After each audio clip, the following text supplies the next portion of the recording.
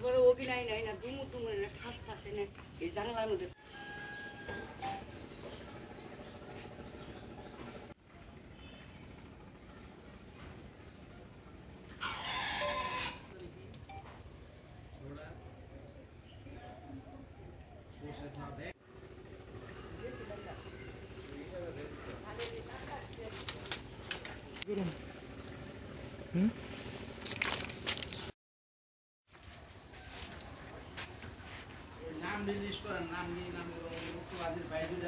আসলে কি গাছটি এদিকে ভাই এই এলাকার গণঅনুমতি যারা আছে মানে এরাই সহ সাথে থেকে আর কি গাছটি কাটছে।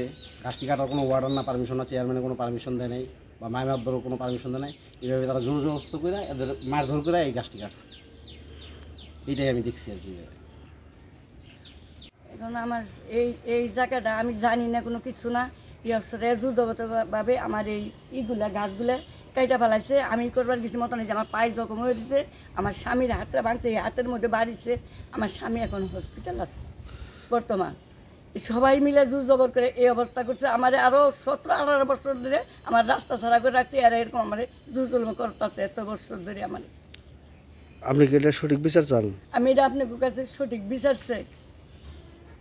পিছনের যে গাছগুলো দেখতেছেন, এই গাছগুলো আমার বড় ভাই আছে, ওই বড় ভাইয়ের এই জায়গাতে রাস্তা নিব, কিন্তু রাস্তার জায়গা আমার বড় ভাই দিচ্ছে। তারপরেও গাছ বাঁচছে, রাস্তায় 2টা গাছ বাঁচছে, তারা 11টা গাছ কেটে ফেলাইছে জোর জবস্তিভাবে। এগুলো বাধা দিতে গেছে। তখন যেমন এই যে আমার ভাবিরে, তারপরে ভাবির যে নাতি আছে তাদেরকে যেমন হুমকি দুমকি দিছে, তারা ভয় পেয়ে থানার আশ্রয় নিচ্ছিল। মূলত হাত ভাঙছিল, ওই হাতে আবার ফিরে ব্যথা পেয়েছে।